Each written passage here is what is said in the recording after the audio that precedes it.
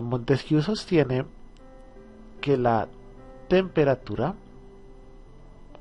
ha dado origen a diversos modos de vida.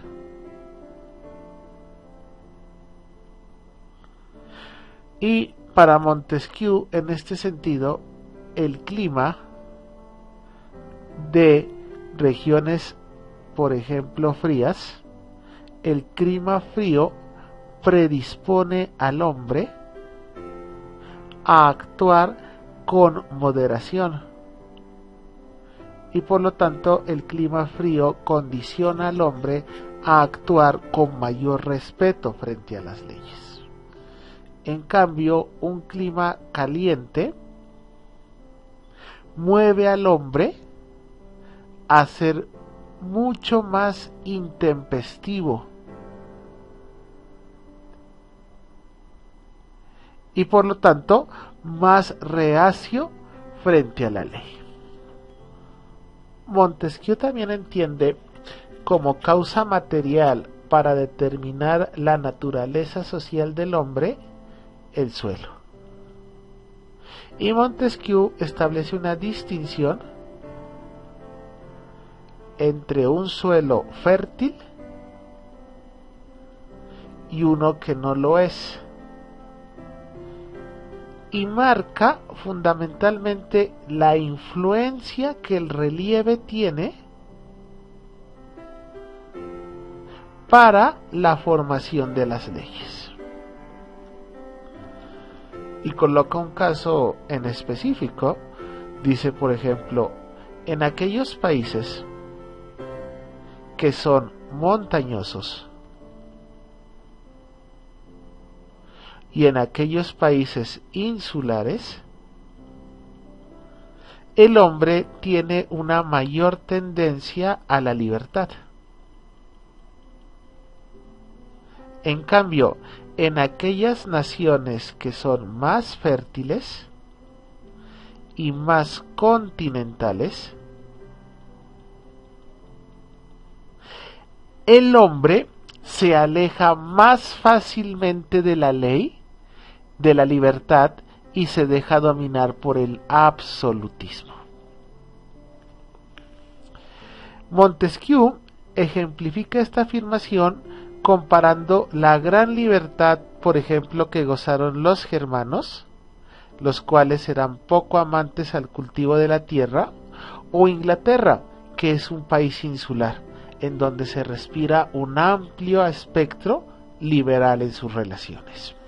De la misma manera, Montesquieu examina la relación que existe entre las leyes y la naturaleza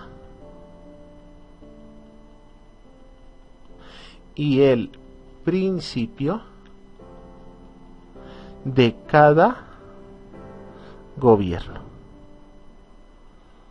Entonces, para Montesquieu está muy claro que una ley existe en la medida en que esta ley esté relacionada con la naturaleza, o sea, con el origen y el principio fundamental de cada gobierno.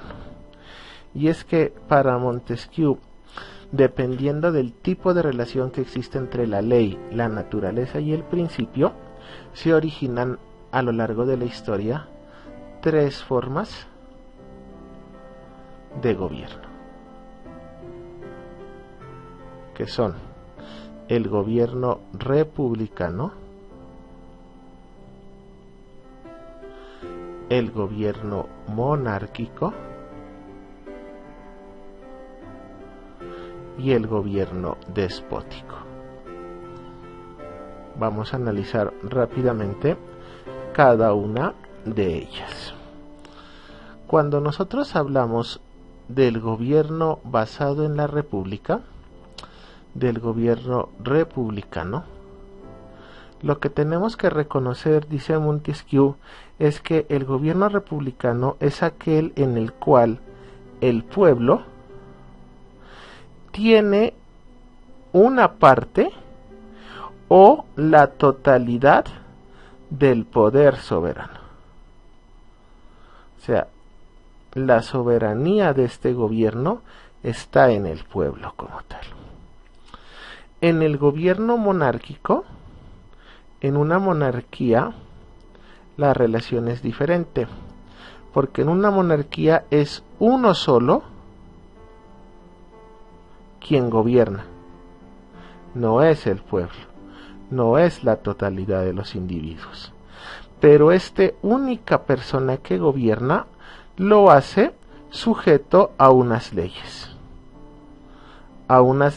que son fijas, no es que cambien de acuerdo al gobernante que se encuentre de turno, sino que independiente del gobernante, las leyes nunca cambian y por lo tanto son unas leyes preestablecidas. No surgen cuando el gobernante llega al poder, sino que esas leyes ya existían desde antes. Y por último, el gobierno despótico, en donde también el poder lo ejerce un individuo, pero este individuo, a diferencia del monarca, lo hace sin ninguna sujeción a la ley, lo hace sin ley y tampoco lo hace basado en reglas. Por lo tanto, el déspota gobierna bajo su voluntad, o sea, hace lo que se le da la gana y actúa según su capricho. Para Montesquieu, cuando en la República el poder soberano recae o reside en el pueblo en su totalidad, esta república recibe el nombre de democracia. Pero cuando el poder reside solamente en una parte del pueblo, ya no la podemos llamar democracia. Recibe el nombre de aristocracia.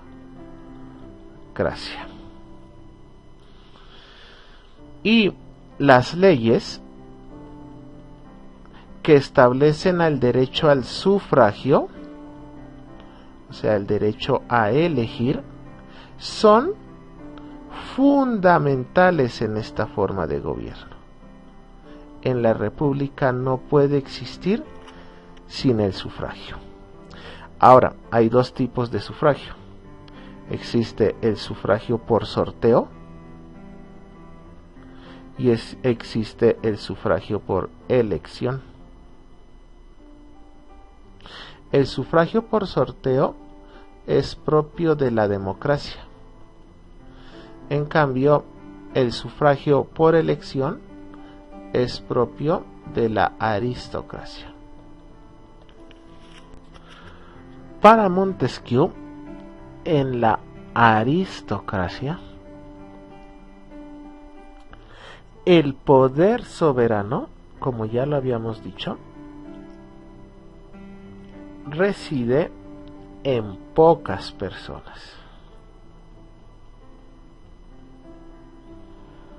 Pero estas personas son las encargadas de hacer las leyes y al mismo tiempo las deben cumplir, deben permitir que se ejecuten.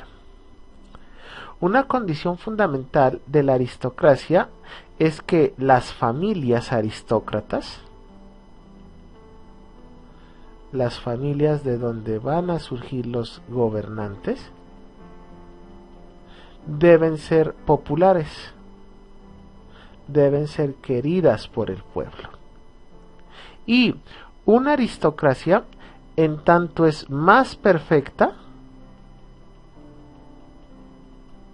cuanto se asemeje más a una democracia. Y es en tanto más imperfecta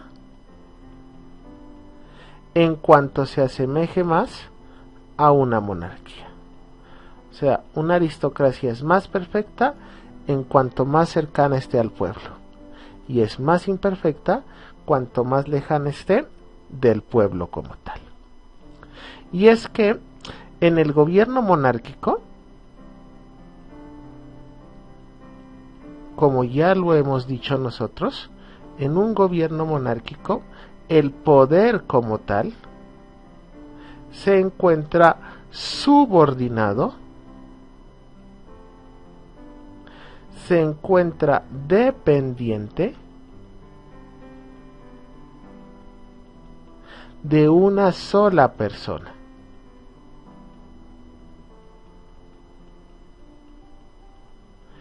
Que es quien gobierna. Pero esa persona, ese individuo gobierna a través de unas leyes fundamentales.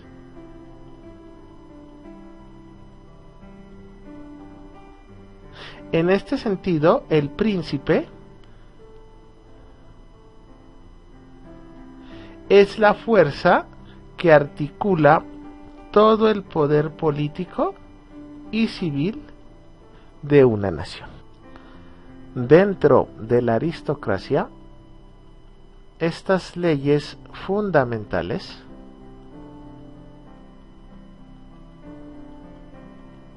suponen forzosamente la existencia de unos canales que sirvan de intermediarios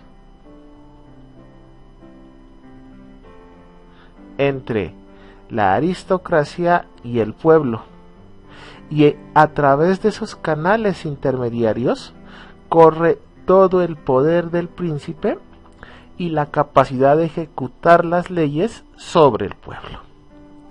Y según Montesquieu, el poder intermediario más natural que existe en esta forma de gobierno es el de la nobleza. Y dice Montesquieu, sin monarca no hay nobleza, como sin nobleza no hay monarca. Por último, tenemos el gobierno despótico. La peor forma de gobierno, obviamente, ¿no? Y es que su naturaleza está basada en que un solo hombre es el encargado de gobernar. Pero como ya lo hemos dicho, gobierna sin ninguna sujeción a la ley y al mismo tiempo gobierna sin ninguna regla como tal. Y es el gobierno de un hombre al cual sus 5 sentidos le dicen que él lo es todo, que él es el centro del universo, y por lo tanto, como él lo es todo, el pueblo no es nada. Por lo tanto, tenemos a un gobernante que absolutiza el poder, que hace lo que le da la gana. Por eso el déspota es perezoso, es ignorante, porque no piensa lo que hace, porque cree que siempre va a estar bien, y es un espíritu libertino, porque siempre hace lo que le da la gana, y por eso se abandona a las obligaciones que tiene como un gobernante. Para Montesquieu resulta muy claro que en el despotismo se mira la mejor expresión de cómo el poder es capaz de corromper al mismo poder cuando éste se centraliza o cuando éste se absolutiza en una sola persona.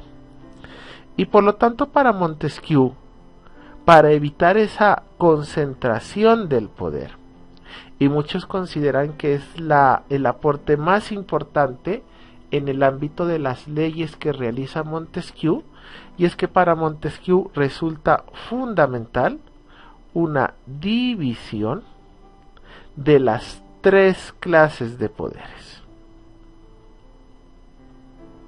que nosotros ya los conocemos, que son el poder legislativo, el poder ejecutivo y el poder judicial. ¿Por qué hablar de una división de poderes? Es lo que vamos a explicar a continuación.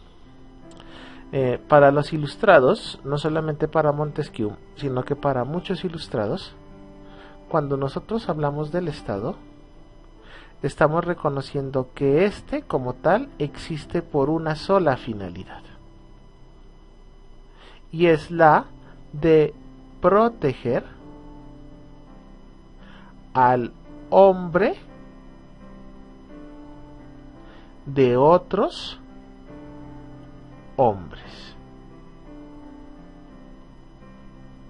El Estado hace esa mediación que le permite a todos los hombres sentirse seguros de que el otro no va a estar por encima de él, no lo va a atacar, no se va a aprovechar. Por lo tanto, para que exista el Estado, el hombre debe dejar de reconocerse como individuo, y por lo tanto el hombre debe aprender a sacrificar una libertad completa, o sea, un hacer lo que yo quiera. Él sacrifica esa necesidad por la seguridad de sentir que nunca va a ser afectado por otros, y que otros no van a violentar el derecho que tiene de vivir, de hacer lo que quiera, de la libertad, de ser como es, de su integridad, y de tener, que es el derecho a la propiedad. Entonces un Estado existe para garantizar estos 4 derechos. Sin embargo, cuando analizamos la historia, dice Montesquieu, vamos a ver que la existencia de un Estado desafortunadamente no garantiza la defensa de los derechos de cada individuo. En efecto, dice Montesquieu, muchas veces el hombre dentro del Estado es verdad que se encuentra protegido contra otros hombres,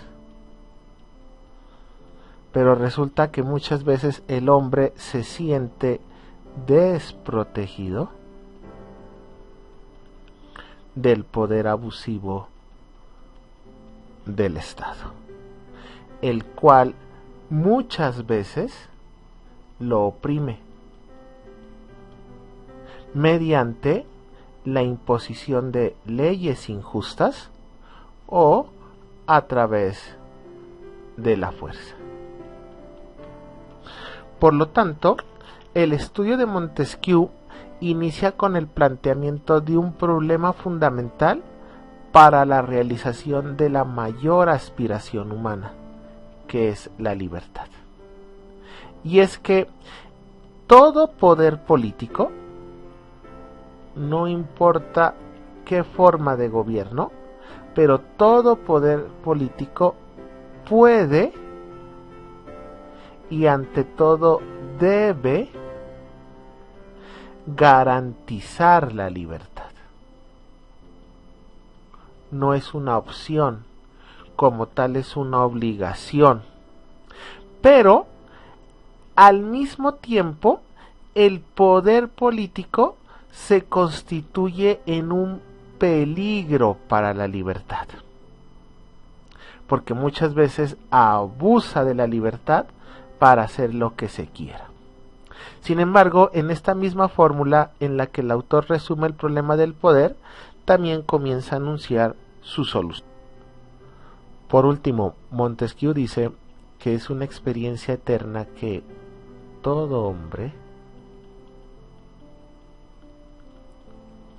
que tiene el poder, ya sea porque se le ha delegado, lo ha heredado o lo ha usurpado, todo hombre que tiene el poder siente la inclinación a abusar de él. Y en este sentido, de ir hasta donde encuentre un límite a su poder. La cuestión entonces radica en encontrar una forma